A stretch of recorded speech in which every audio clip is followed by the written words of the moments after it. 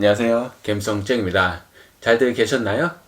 구정 연휴 다들 잘 쉬고 계시죠? 저도 좀 쉬면서 여러 가지 구상한 점들, 여러 가지 생각한 점들 여러분께 공유하고자 영상 준비했습니다. 오늘 영상은 좀 저도 이제 3개월 정도 차가 됐죠. 3개월 동안 너무 어렵고 힘든 일이 있어서 정말로 현실적으로 여러분들이 소공을 하든 개공을 하시든 어려운 점 뭐가 있나 한번 말씀드리려고 영상 준비했습니다. 자, 첫 번째로 이 성격이나 기질적인 어려움이 사실 좀 저는 많이 있습니다. 예를 들어서 저 같은 성격은 뭔가 하려면 좀 준비를 해야 되고, 그 다음에 뭔가 하나 막히는 게 있으면 그걸 해결한 다음에 또 다른 일을 하고, 한마디로 좀 멀티가 안 되는 성향입니다. 근데 공인중개사들은 이 멀티가 좀 잘 돼야 되는 것 같아요. 물론 뭐 다 케이스 바이 케이스지만 일반적으로 보면 뭐 예를 들어서 고객이 어떤 집 매물 문의가 들어왔어요. 그래서 그걸 보여주려면 그 집주인이나 세입자에게 확인 전화를 하고 시간을 잡고 집을 보여줘야 됩니다. 물론 공실일 경우에는 좀 더 보여주기가 쉽겠지요. 하지만 전화를 한다고 해서 바로 받지 않습니다. 절대는 아니지만 대체적으로는 전화를 바로 안 받는 경우가 좀 많이 있고요. 또 공동 중개를 할 때는 예를 들어서 제가 이제 임차 고객님을 모시고 그 다음에 다른 공인중개사 분이 집 매물을 갖고 계신다고 하면 공동 중개가 되는 건데, 이럴 때 그분이도 정말 정신없어요. 뭐 하루에 막 서너 수십 통 여기서 오고 저기서 오고 고객 문의 오고 그러는데, 이분하고 통화를 한 다음에 예, 어디 집 볼 수 있을까요? 예, 시간 좀 알려주세요 하고 전화를 끊은 다음에 바로 연락이 안 옵니다. 왜냐하면 그분도 그 집의 현재 세입자나 집주인과 연락해서 방 보여줘도 되는지 확인 전화를 한 다음에 연락을 줘야 되니까, 그래서 이 갭 차이가 되게 좀 많이 있습니다. 예. 그런데 저 같은 성향은 고객이 보고 싶은 방 예약을 딱 한 다음에 또 다음 업무를 하고 또 다음 업무를 하고, 그런 이게 엠프 그 MBTI 성향 예, 어떤 거 있었는데 까먹었습니다. 그래서 그런 MBTI 성향도 있는 것 같아요. 그래서 되게 좀 많이 어려움이 저는 있었어요. 그리고 저 같은 경우는 고객 미팅을 하기 전에 뭐 예를 들어 고객이 어떤 방 보여주세요 하면 그거하고 유사한 방 한 3, 4개 정도 보통 준비해서 좀 같이 보여주는 게 훨씬 더 유리하죠. 고객도 자기 시간, 귀한 시간 내서 오는 건데 딱 그 방 하나만 보여주면 좀, 예, 좀 그러니까 여러 가지 뭐 몇 개를 보여줘야 되는데, 그렇게 해서 딱 준비를 해 놓으면 고객 미팅 한 2, 30분 전부터 다른 게 손에 안 잡혀요. 아, 요 고객은 뭐 어떤 여성분, 예를 들어서 전세 찾아보시는 분이니까 매물지에서 만나든 우리 중개사 사무실에서 부동산 사무실에서 만나든 어떻게 대화하고 어떻게 해야지 막 그런 생각 하다 보면은 다른 게 손에 안 잡힙니다. 근데 공인중개사들은 이러면 안 돼요. 막 이 전화해서 연락이 안 받아도 막 다른 또 전화하고 다른 고객 미팅 예약 잡고 또 이 고객하고 만나면서 다른 매물도 막 알아보고 여러 가지 멀티가 잘 되고, 또 잠깐 미뤄도 되는 일은 미뤄놓고 중요한 일을 하고, 요런 이제 상황 판단을 빨리빨리 해야지. 정말로 업무량도 많고 전화도 많이 걸어야 되고 여기저기 확인할 것도 너무 많은데, 요거 하나 하고 그 다음에 요거 하나 하고 그 다음에 요거 하나 하고 하는 저 같은 성향이 초반, 지금은 좀 너무 사실은 굉장히 좀 힘듭니다. 물론 이게 익숙해지면은 또 장점도 있죠. 뭐 준비를 잘 하고 고객이 대체적으로 좀 만족을 하시고 계속 전화가 오고 해서 예, 계약이 또 되고 하는 장점은 있지만, 지금 초반에서는 단점이 좀 더 많은 성향인 것 같습니다. 요게 좀 어려운 점이 있고, 두 번째로는 뭐 매일 뉴스 기사가 나오죠. 그놈의 빌라왕 깡통 전세. 하필이면 이게 작년부터 작년부터 나왔죠. 예, 올해 23년이니까요.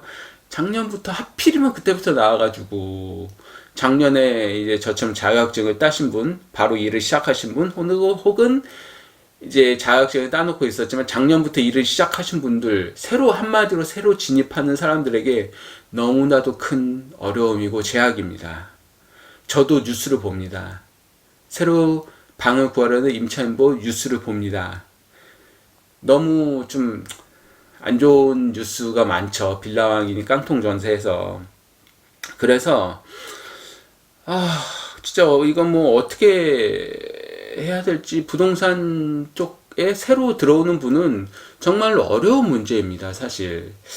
그래서 막말로, 근데 심적으로는 충분히 이해가 갑니다. 제가 지금 많이 만나는 고객들은 주로 젊은 층들, 사회 초년생이나 사회생활 얼마 안 되신 분들 같은 경우, 예를 들어서 전세 뭐 한 1억 좀 이상대, 그게 막말로 누구 말대로 날라가면은 거의 내 전 재산보다 더 많은 돈이죠. 뭐 중기청 자금이나 전세자금 대출을 받는 분한테 1억이란 돈이 큰 돈이죠. 예, 진짜 큰 돈이죠. 그 돈이 날라가면 뭐 진짜 사회 초년생이 막말로 1억 갖고 전세 얻었는데 그게 깡통 전세가 돼서 1억이 중에 대부분이 다 날라가면 희망이 없어지는 거니까. 근데 그렇다고 물론 제가 만난 고객분의 몇 분도 그런 일을 당하신 분도 실제로 전 만나봤습니다. 근데 이게 보통 뭐 LH나 허그를 통해서 뭐 사건을 처리하고 하는데 보통 2달 정도 걸린다고 합니다. 이게 작정하고 사기친, 우리가 뉴스에서 본 전세 그 사람이 아닌 살아있는 사람을 상대로 뭐 고소를 하고 뭐 돈을 돌려받는데 보통 2달이 걸린대요. 이 2달이 정말 얼마나 괴롭겠어요. 돈을 다, 내 전세금, 예를 들어서 1억 전세집에 있는데 이게 뭐 집주인이 세금을 안 내서 압류가 걸렸어요. 거기서 그래서 돈을 돌려받는데 보통 2달이 걸린다고 합니다. 다 돌려받을 수 있어도. 하지만 이 2달 동안 얼마나 초조하고 두렵고, 또 어디 여기저기 전화도 받아야 되고, 이런 게 얼마나 정신적 스트레스가 엄청 날 거예요. 근데 딱 1억 받는 겁니다. 추가 뭐 정신적 보상 같은 게 없어요, 아직. 이게 뭔가 좀 잘못된 건죠. 내가 내 돈 내고 방을 쓰는데 그 돈을 돌려받는데 2달 동안 정신적 스트레스가 어마어마합니다. 살짝 보태서 1억보다 더 큰 정신적 스트레스가 그 평생 지워지지 않을 거예요. 이런 사실을 알고 있으니, 사실 저는 공인중개사입니다. 임차인과 임대인 중간에서 잘 소개시켜주고 한마디로 중개를 하는 거지, 누구 한 명의 편에 서면은 안 되는 직업이죠. 하지만 인간적으로 아직까지는 살짝 임차인 쪽에 이제 가 있는 것 같아요. 예. 저도 지금 저희 집에 임차인이니까요. 네.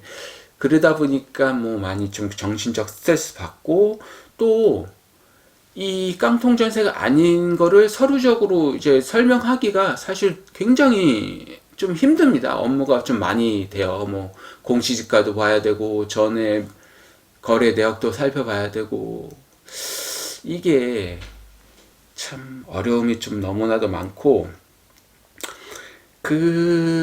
지금 제가 문자로 받은 게 있어요. 자, 이 문자에서 보시면 뭐 위에 건 그냥 이렇게 다 되는데 밑에 거에 내용이 좀 이상하죠. 뭐 전세 지출 다 되고 임차인이 정해지면 제가 제 명의로 바꿀 겁니다.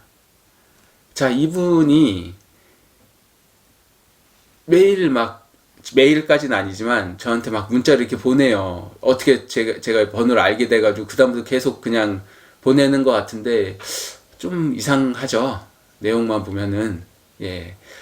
이분이 뭐 전세왕 사기는 일지 아닐지 사실 모릅니다. 진짜 그냥 평범한 임대일 수도 있어요. 하지만 조금 의심이 가는 내용이 상당 부분 있어가지고 이분 매물은 제가 지금 취급 아예 안 하고 있습니다. 예.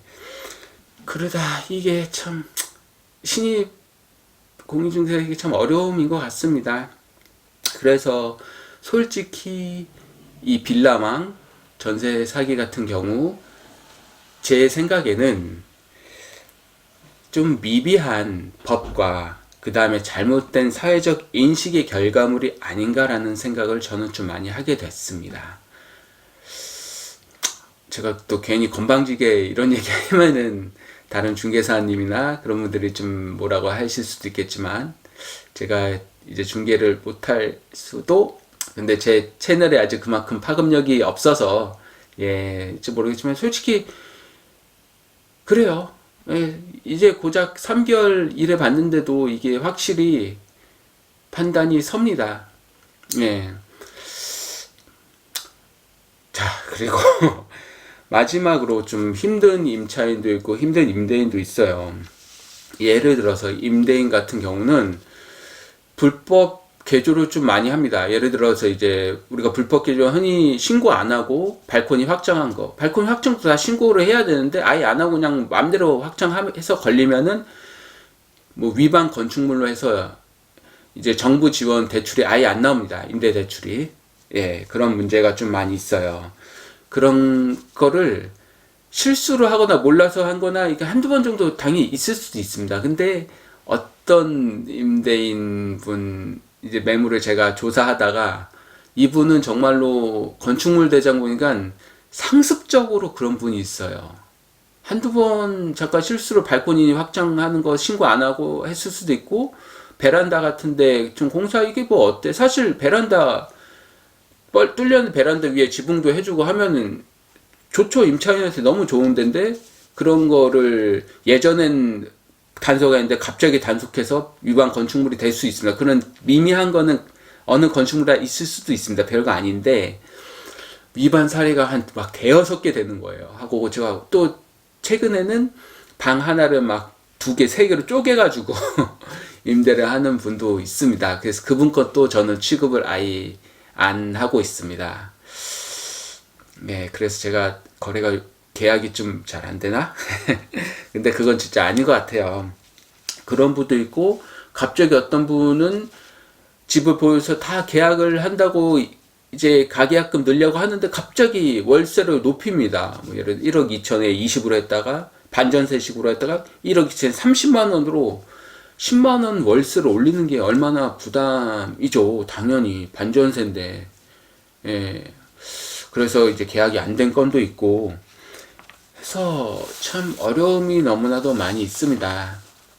그 밖에 또 힘든 임차인도 있어요. 물론 임차인들도 좀 예를 들어 뭐 1000에 5, 60 하는 진짜 싼 방, 이제 한마디로 싼 방, 물론 뭐 1000에 60인데 그 1000만 원도 내가 못 받으면 어떡해요? 서울시 같은 경우는 5천만 원까지 이제 최우선 변제금 제도가 있습니다. 암만 설명해도 안 되는 분이 있습니다. 시간만 낭비하고 정말로 좀 답답해요. 그렇게까지 의심이 있으면 그냥 방을 옮기지 않던가 분가를 하지 않던가 못 구합니다.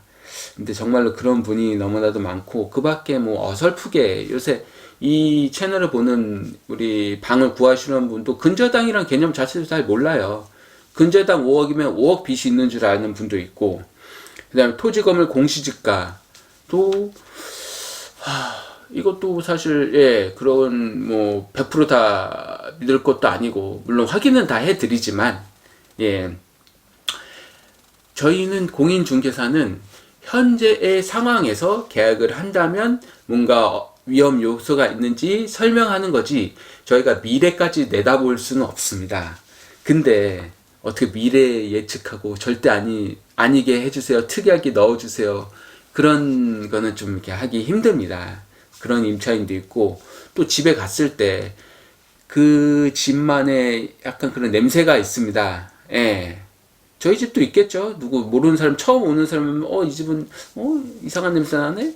저는 어느 집에 가든 다 그런 그 집만의 냄새가 있습니다. 혹은 곰팡이 같은 거, 저희 집도 지금 제 사는 집 곰팡이가 있어요. 이게 정말로 뭐가 잘못된 게 아니고 너무 밖은 춥고 안은 좀 따끈하게 하고 하다 보니까 수증기가 생겨서 자연스럽게 곰팡이가 생길 수밖에 없습니다. 자연적 원리입니다. 근데 곰팡이가 좀 있다고 완전 잘못된 집이다, 냄새가 좀 난다, 뭐 하수구 썩었네, 무슨 뭐 벌레가 나오는 거 아니냐, 막 이런 이런 게 다 의심스러우면 그냥 뭐 어디 반도체 공장 무균실 가셔야 돼요.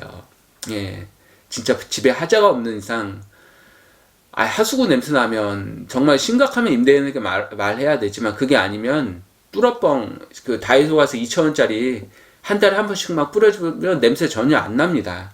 곰팡이 좀 생겼을 때 환기 잘 시키고 그 닦아줘야 됩니다. 뭐 어쩔 수 없습니다. 그거야 뭐. 아파트도 곰팡이 있습니다. 예, 그런 점들 좀 어려운 점이 많이 있습니다.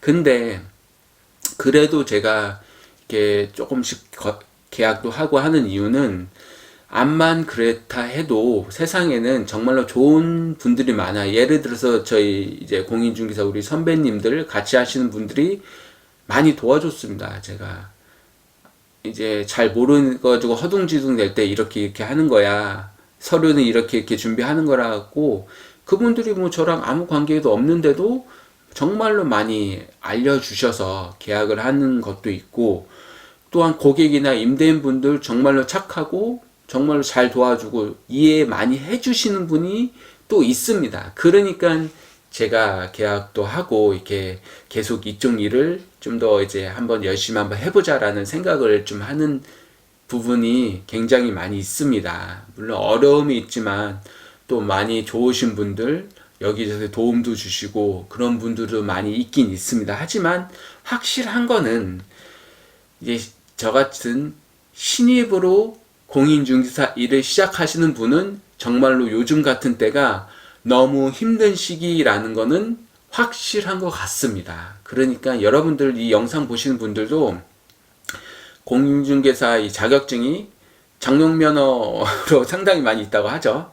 예, 운전면허증만큼이나 괜히 정말 근데 따기 어려운 거잖아요. 그러니까 기회 비용을 생각해 보시고, 요새 정말로 어려운데 공인중개사 합격하려면 정말로 열심히 공부하셔야 돼요. 예, 이게 내가 따서 과연 할 만한지 안 한지 좀 따져 보시는 게 좀 더 좋을 것 같고요. 좀 많이 힘드니까 기회비용을 좀 이렇게 생각하시라고, 또 새로 시작하시려는 분들, 자격증이 있고 새로 시작하시려는 분들, 지금 좀 힘든 시기니까 다른 일을 하다가 좀 오셔도 될 것 같고, 그렇습니다. 그래서 영상을 준비했는데 어려운 점이 솔직히 많이 있다는 거 좀 염려하시고, 공부를 시작하시든 일을 시작하시든 더 많이 고민을 해 보셨으면 좋겠습니다. 앞으로도 뭐 좋은 점, 나쁜 점, 힘든 점, 또 정말로 쉬운 점, 뭐 여러 가지 말씀드릴 생각날 때마다 정리를 해서 영상을 통해서 소개를 해 드리겠습니다.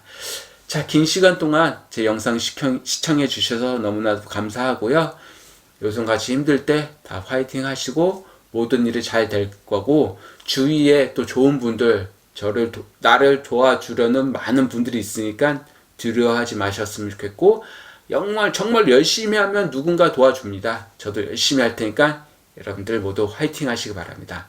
이상 마치겠습니다. 갬성쨍이었습니다. 감사합니다.